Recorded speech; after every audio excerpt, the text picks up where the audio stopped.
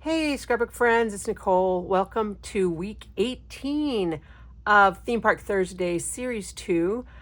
Today we are back on schedule. Last week we went a little bit out of order, but today we're back on schedule with some photos behind Sleeping Beauty Castle. This is a pretty simple page, but it's a technique that I'm really excited about using, being able to punch a corner element with a border punch. We used some of the Enchanted Princess collection.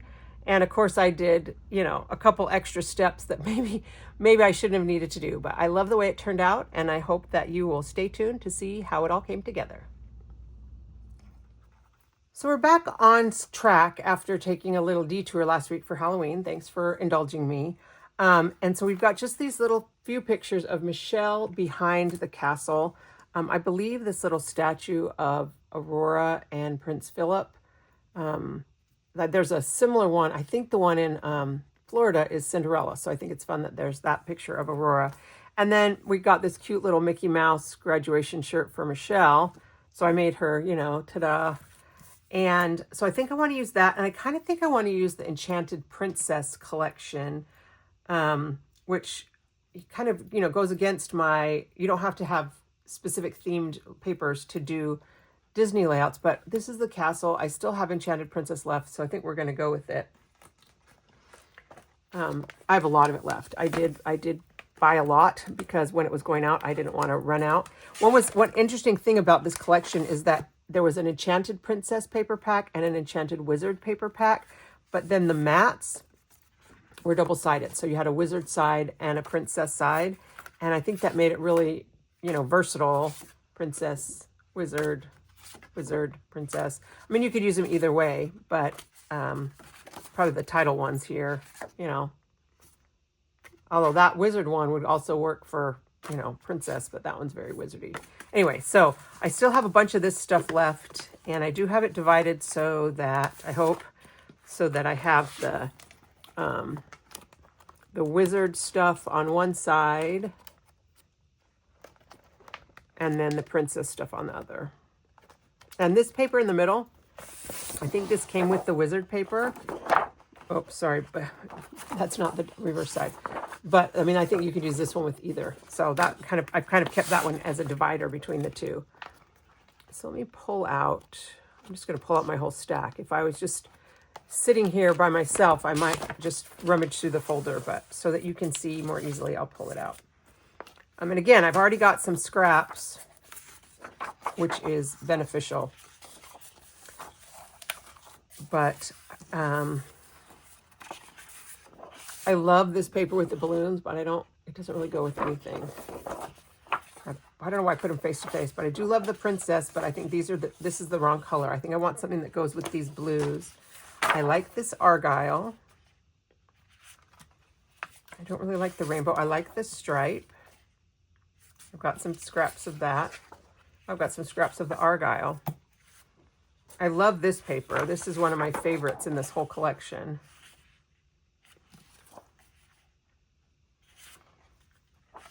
But the other thing I really would like to do with this is I was able to create the playbook, the project playbook for Copper Canyon. And I used this, maybe it's called Elegant Arches. I can't remember the name of this punch. But I did a technique where you make a corner, you kind of punch around a corner.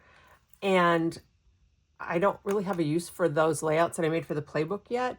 And I really want to use that technique. So I think I'm going to do that. It works well for a single page or double page, but the one I did in the playbook was a single page. So what I'll do is I'll have a base page, and maybe I need that to be a solid, and then we'll have like an L-shaped border along either side. And for that, I think I want to have two different colors, and it works best if you can use the front and back of a paper. Oh, let's see here.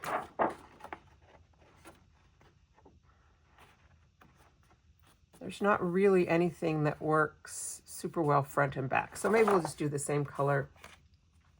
I could do it with this purple. Uh-oh, piece of wizard got in on the princess thing. I could probably do punch the border with the purple. because you're not going to really see the crowns.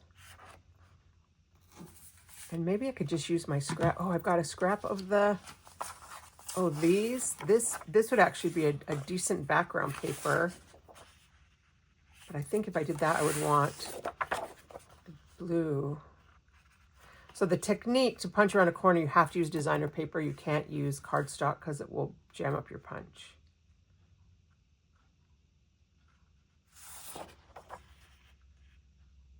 Maybe I do the, I don't like to do,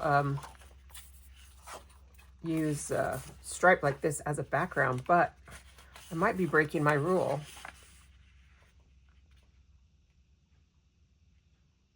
Yeah, I don't think I like that as a frame. I don't dislike this as a frame. I wonder if I have any more of this paper. Oh, yeah, I do. Okay, so I don't know if they're the same diagonal.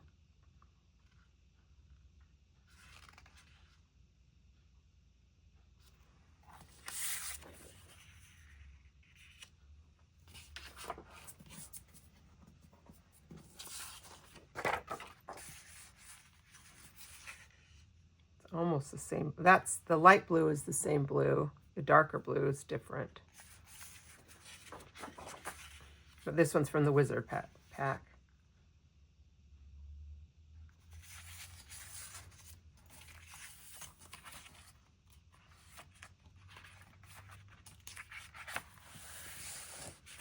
Oh, I do love this kind of ombre paper too.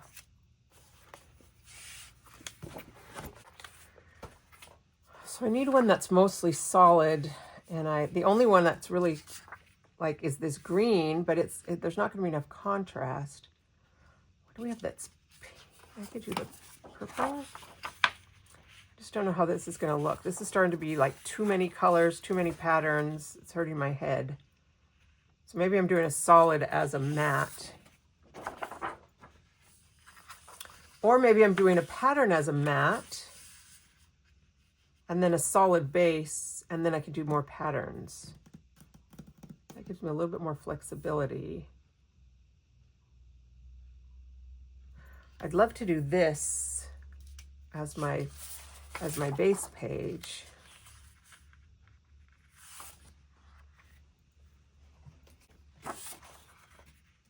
Something like that as the frame would be really cute.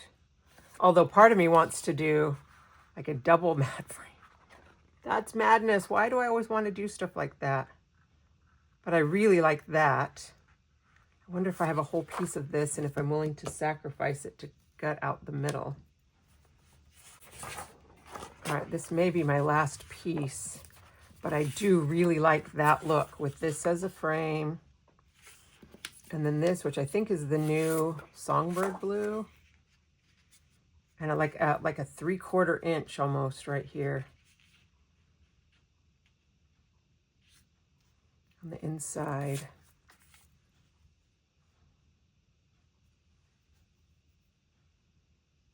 I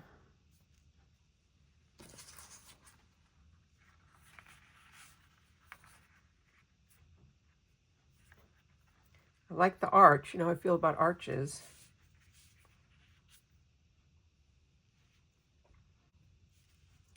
And then I could use this as my little frame, interior frame.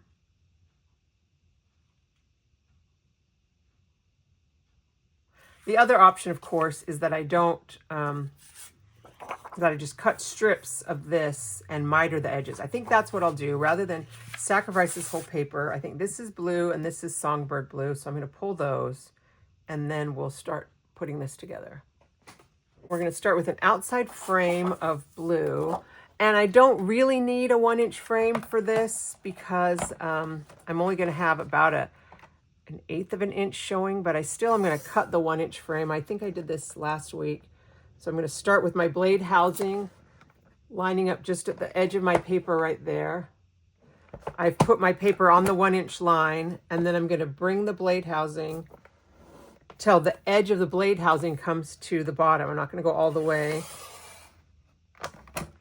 And that gives me a 1-inch cut with a 1-inch border at the ends.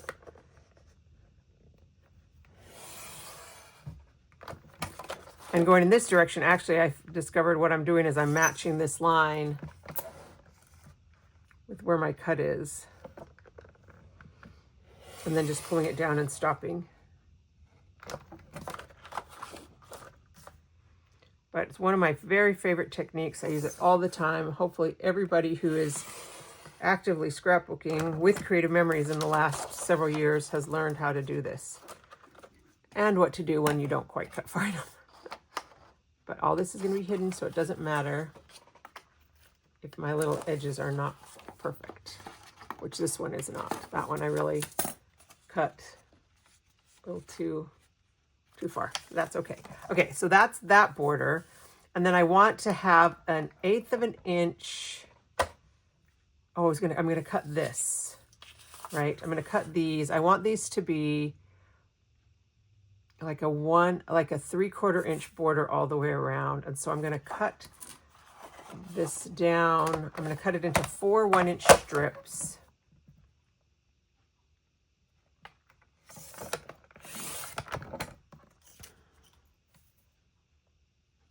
I think I'm gonna miter the corners. I don't know. I kind of want these little stars.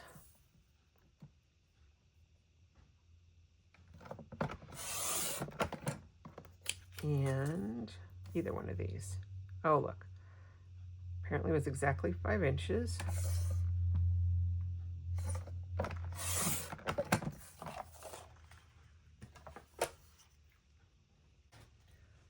So as always, when I'm trying to position something, I'm going to pull out my my CM mat. It's got the ruler markings on it. I remember when I first started with Creative Memories, I was introduced to Creative Memories when the custom cutting system was brand new. So that was like in, I don't know, 98? I don't know. It was brand new. And we just had a 10 by 12 mat. And then they went to the 12 by 12 mat, which was fine, except that when you put your things on it, it covered up everything. So when they switched to this 13 by 13 mat that had the rulers, oh, it was a magical day. All right, I think I'm going to put my adhesive on the mat, the outside mat, rather than trying to put it on the strips. And I'm not going to put any right at the corners for now because I want to miter those corners. And because I know that I only have 1/8 of an inch that's going to show, I have a lot of leeway to be you know, this one was a little too close to the edge, but that's all right. Rather have it, you know, it'll be fine on there. So now I'm going to use, oh, and actually mitering the corners is going to make this easier. So now I'm going to take this, I'm going to line it up. Let me zoom.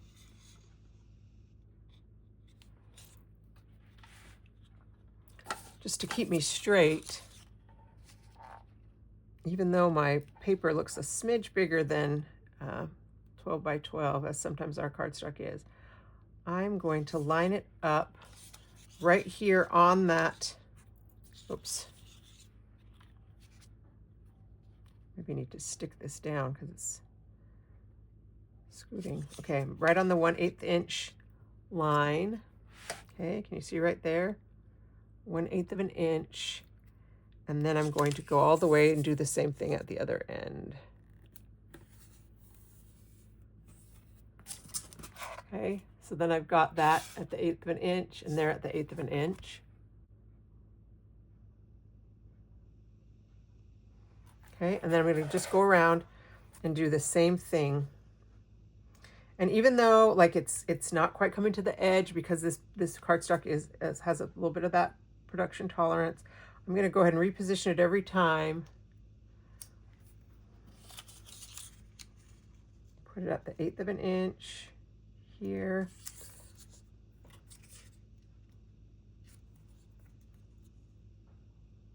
Here. I'm going to get that nice straight edge. I guess I got to turn the whole mat.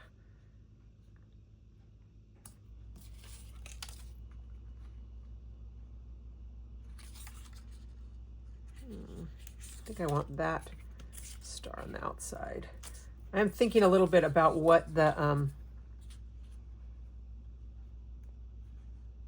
you know, what's going to be showing. I do want to leave a whole 3/4 of an inch. So a lot of this will still be showing.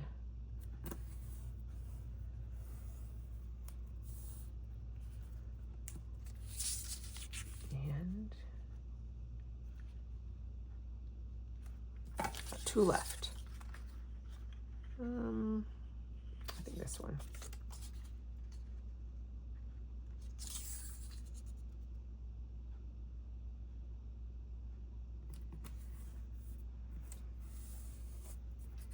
Okay, I'm going to scroll back down because I'm going to show you how we're going to miter the corners. And mitering is it's like a construction term, but basically what we want to do is we want to draw an imaginary line from where these 2 corners overlap to where these 2 corners overlap, and we're going to cut it. And the easiest way I've found is to take the bottom piece and kind of fold that out of the way and keep these pieces level. If you fold these up, it kind of messes that up a little bit. So take my scissors, tuck that bottom piece out of the way, going from corner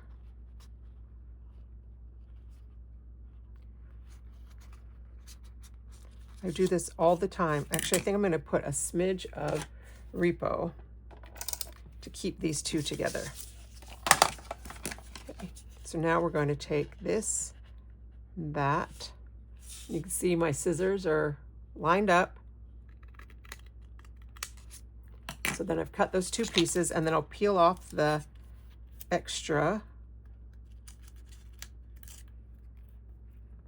And then theoretically I should have a perfectly mitered corner, although for some reason it didn't quite miter correctly.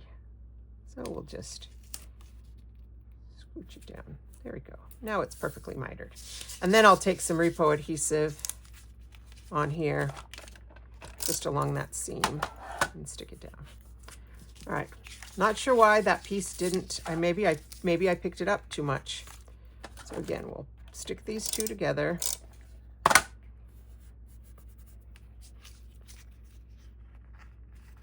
Tuck that out of the way.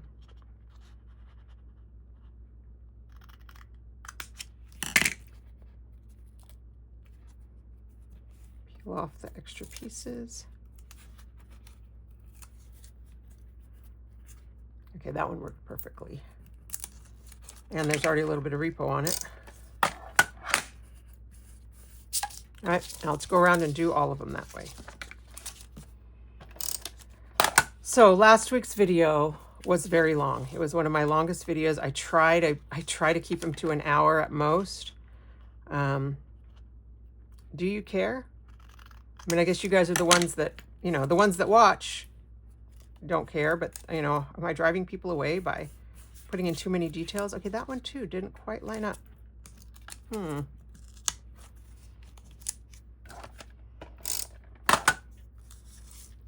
But sometimes my process takes longer than, well, it often takes longer than an hour, and I try to edit out as much as I can. Sometimes I bring stuff back in that I thought I was going to edit out because as I'm working on it, I realize, oh yeah, I wanted to talk about this. So do you care about the length of the videos? Or have you learned the magic that is watching YouTube on double speed? That's also great magic.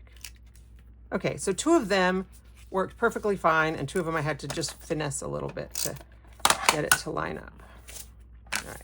I do try to cut out the tidying up parts, but I think that looks really good. I like the way the corners turned out, and it's, you know, you could also overlap them, but especially with this one where I was leaving that 1/8 of an inch gap, I feel like it makes it a lot better.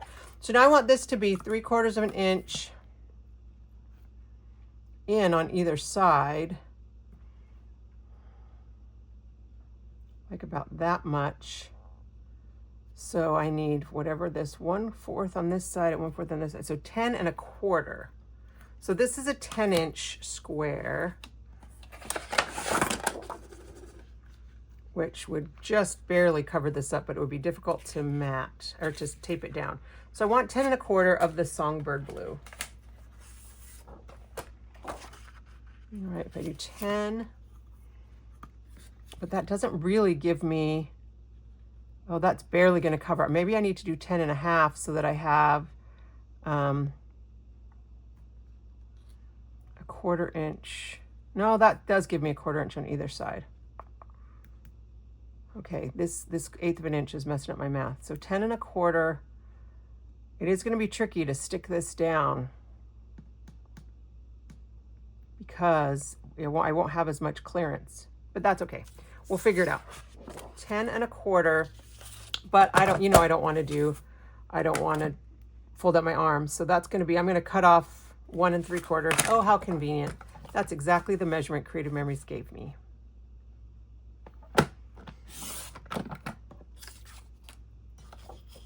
On this outside edge of the trimmer.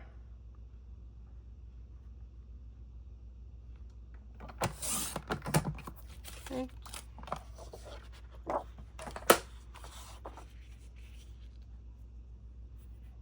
Oh, very pretty. What do you think? What do you think?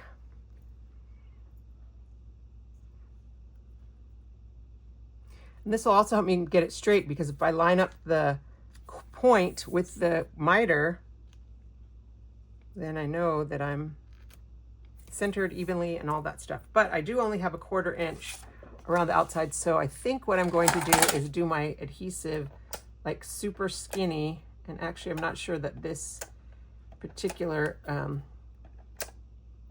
tape adhesive is the best option. The repositionable might be better, but then I'd still have a lot of waste. You know what? I don't care. We're going to do that. We're going to use the repositionable because this is a little tedious. So I'm just going to go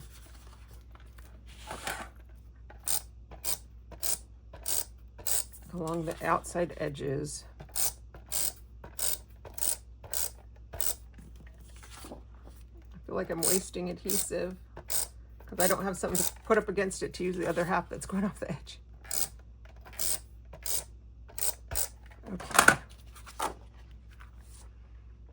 And I could also use my ruler to help me position this.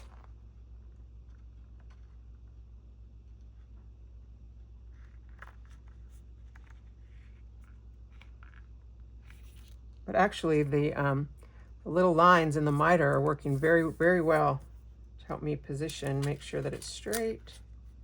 Repositional was probably a really good plan.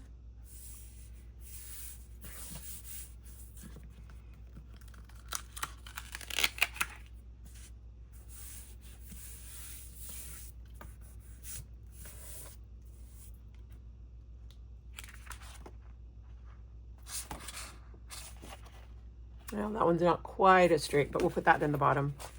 And then I just don't have that much adhesive showing back here. So that worked out well. And now we can start doing our pictures.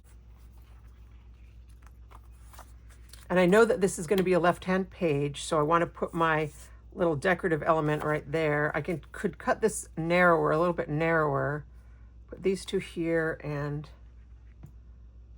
I don't want to lose that arch.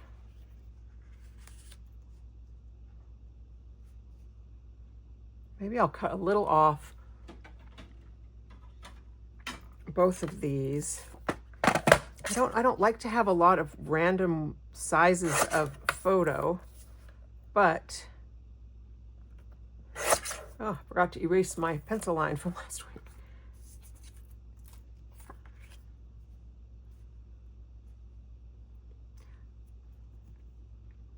I actually wouldn't be sad to lose some of like her legs either. Maybe I keep this one big, keep this one big, and then trim this one down so it's just kind of her.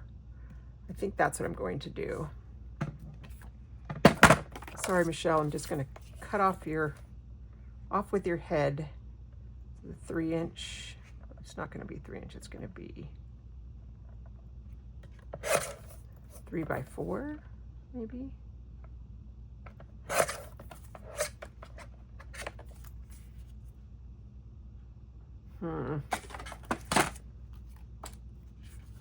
What would 3 by 3 look like?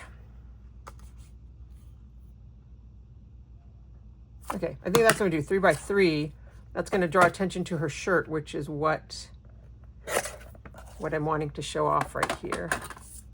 But I do kind of think I want to cut off that dark door, as much of it as I can, because it's really drawing my attention.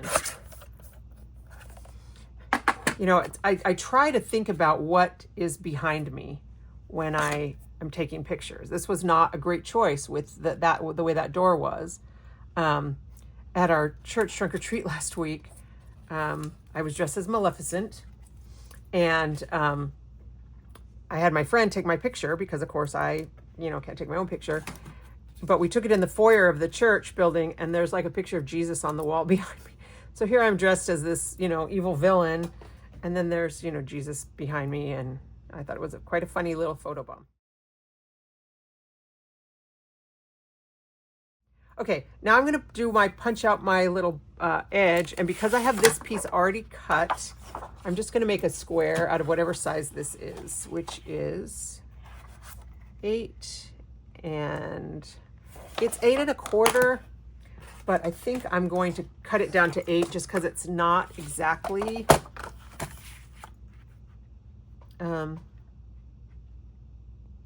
it's not exactly 8. It's a little bit past 8, and so I want it to be a square. So I'm going to start with my 8-inch square.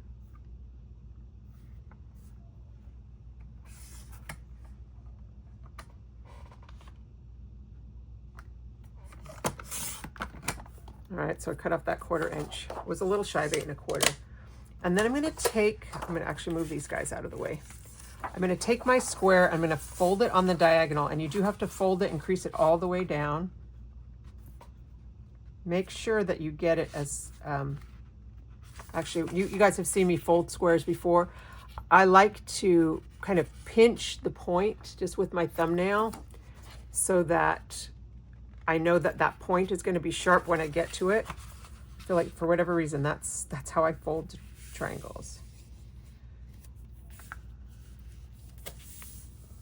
Okay, so here's my square. Again, do not do this with cardstock. You will break your punch, but you can do it with the designer weight paper. You maybe could do it with some of the lighter weight shimmer papers, but definitely don't do it with our regular cardstock. Okay, now I'm going to punch this as if it were just a regular piece of paper, lining up the edge of this 90-degree angle, the square angle, with the black line on my punch like always, and putting the straight edge up here against the back. And I might want to play around with what I want my corner to look like, because I kind of would like a pretty corner. So I think instead what I'm going to do is I'm going to line this up with this. So you see on the design, there's like an upper points and lower points. And right here on the side, I have the upper points. And so I can kind of see where the center of that is. I'm going to line this up with those upper points. I didn't do this on the playbook because I would never have been able to explain that. Okay. All right. So that's what I started with. And then I'm going to go back before I do the rest of the punching. No, I don't want to do that. I just want it to be right here.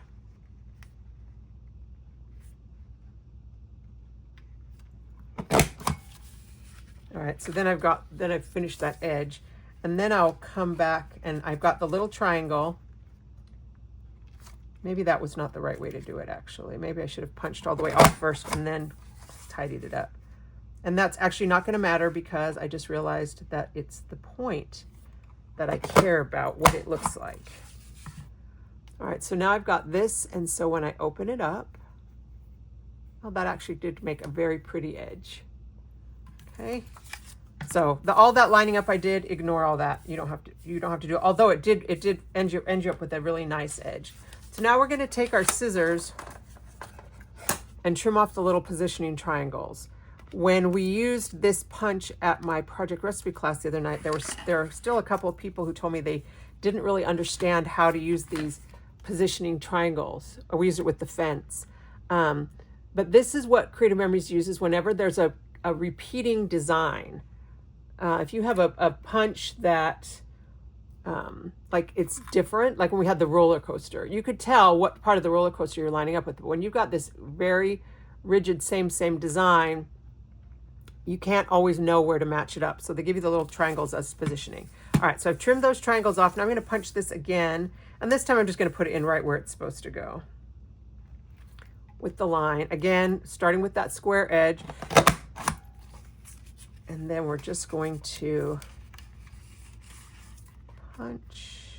So I'm lining up the triangle. Okay, see that little triangle on the leftover paper? Because I could, you know, line it up like this. I might think, oh yeah, that matches. I could line it up, but there's no triangle. So line it up. Make sure you got the little triangle lined up. Okay. And then we'll do the last one. There's the triangle.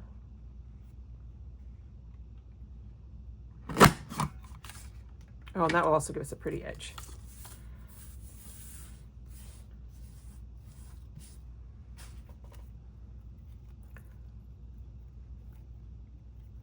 Not quite as pretty. I think I will, I don't know, I think I'll leave that. But see, then it gives us that nice little frame, and you could totally do this on two different, you know, two different pages. I could even go up off into the frame. I kind of like that too. Oh, I'm not an inker, but you know, if I had some light purple ink, could go on here, that would really set that off. I think I am going to go just off the edge into the frame. I like that a lot, actually. And then I can put this one down here, this one down here, and this one right here. And maybe I'll frame this with this piece I already had left over.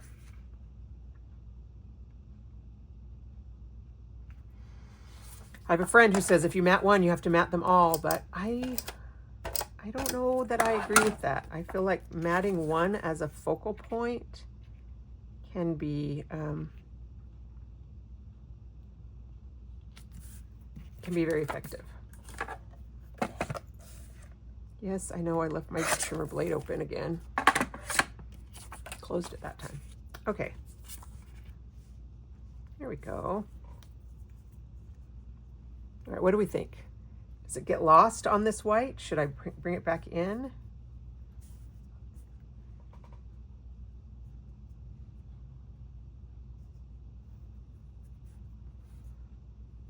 Do I just let a little bit of it go off the edge? Just the little points? Maybe just the little points off the edge. Or all the way off. One whole row of ripples. I think we'll do one whole, so there's like this row of ripples and that row of ripples. I think I'm going to do one whole row of ripples off the edge. This would not work as well like with this pattern paper because it's got all this stuff in it. I don't know. Actually, it might work, but I think it looks better with the more solid color.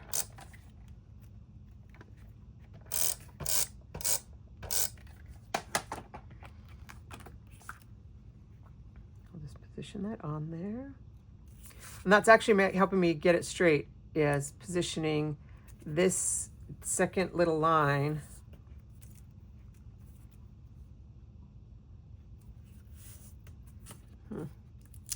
I hope it's helping me get it straight. All right, there we go. I'll do the other one.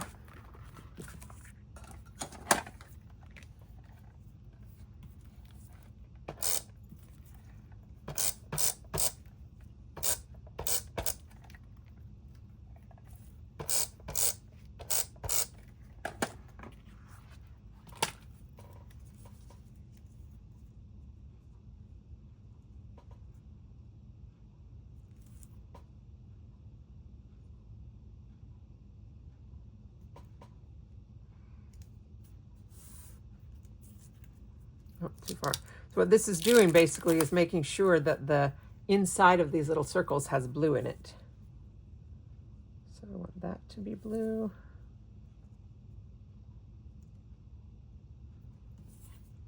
And that to be blue.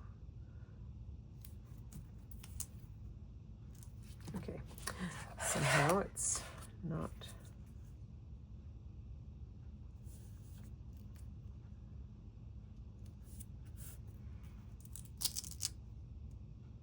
So I started watching on Netflix this show called Poldark. Anybody watch that one? And it's like, I'm obsessed with it. And I'm so glad that the series is over so that I can just watch, you know, every couple of days and not have to stress about waiting another season for the show to come back. Okay. But now I feel like I need to mat this one too. If I'm going to do that, then I might have to go mat that one. I don't think I have enough of this left. But maybe I'll mat this one in blue, in the dark blue. I think I will. Oh, you know me, more is more. And actually, I think before I cut into this, I'm going to check and see if I have a scrap of blue that's already cut. Ha, voila. Go me, remembering to look in my scraps before I cut a piece of paper. A big piece of paper down to a big small piece of paper.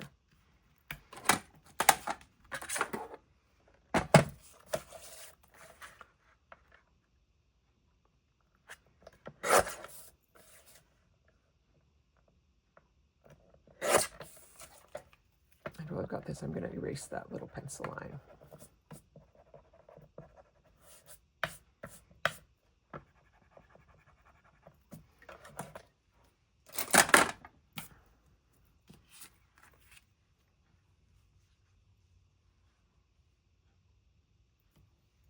I could maybe cut this down a little bit, but I don't think I want to.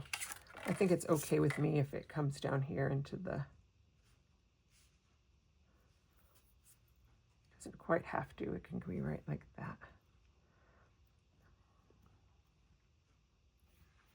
Okay, so I think I'll put this one on first, try to get it straight. I know that right this second it wasn't straight.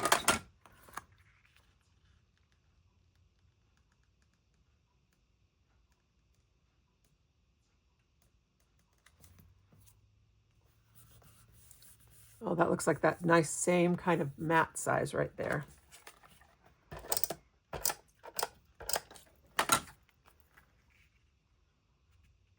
I want this. Do I want this lined up? I don't, I think I want it down just a hair, like that much. And then this one, even though that does go down over there. All right, now we got to figure out some embellishments. Although this, you know, the corner border punch technique, I mean, and you could start with a full sheet of paper if you wanted, and it would, you could then have it go all the way around, and maybe you could, like, you know, angle the edges or do something fancy, but I think this worked fine. All right, let's look at stickers. While I was pulling out my folder, I wanted to pull this folder out again. Somebody asked me about this from last week. This is the folder that I had the Wicked Cute in. She asked me about this particular folder. This was called the 12-inch deco file folder. This was from Old CM, and it's just one folder, a big folder, and then a smaller folder on the front. I have asked them to bring this back. I love this folder.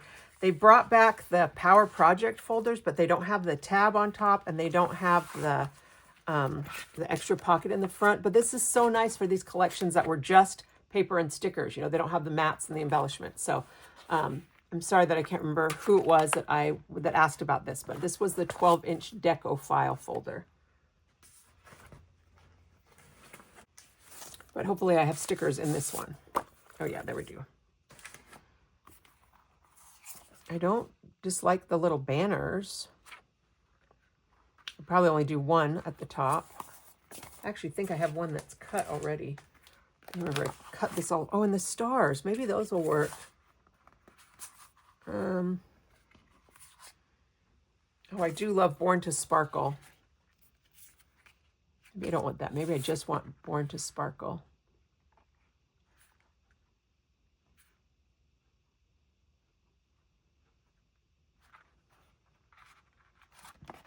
And the stars. So let's see if we do 3 little stars up here.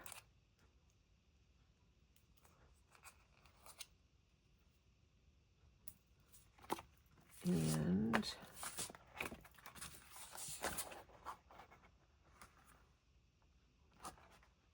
I need a couple down here. Oh, I've got these big ones. Okay, let's take that one off down there. Put this over here. The problem is once I've used these, I will have used them. And then they'll be gone.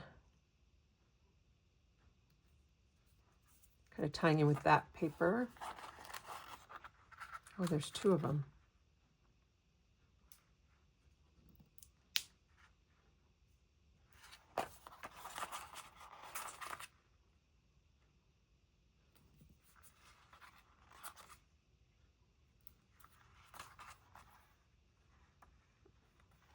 Yeah, I guess I've used all the stars.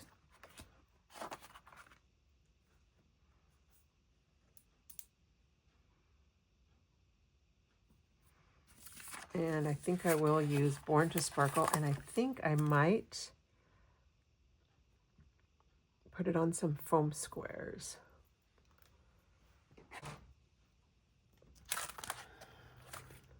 So I'm really liking this little powder tool, except it's kind of messy. And when I use it on my my little repositionable sticky mat, it gets it all powdery. So I'm just going to grab a piece of scratch paper like this. Actually, I'll use this side in case I still want to use that paper for something else. And use my little powder tool to de-stickify this. And because I've used this before, it doesn't need any prep. It's all ready to go. And it's got powder up in the sponge. It just makes your stickers not sticky. So that when you put your foam squares on, only the parts that have foam square on them will stick to your design.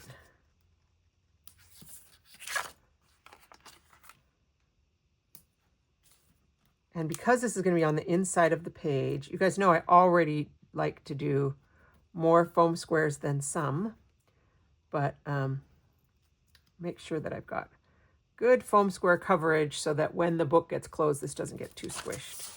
And then the advantage to that too is that I can kind of move it around and see where I like it. I kind of like it up here at the top actually more than down here. I don't mind it down here though. The fact that in the photo her foot got kind of cut off makes me kind of like it there more than up at the top. And then I've got kind of this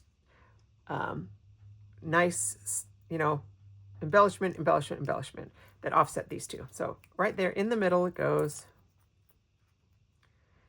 And then I'm going to journal real quick about how, we bought as soon as we saw that there was a Mickey Mouse graduation shirt on Amazon, of course we had to buy it for Michelle. I think that's exactly what I'm going to write.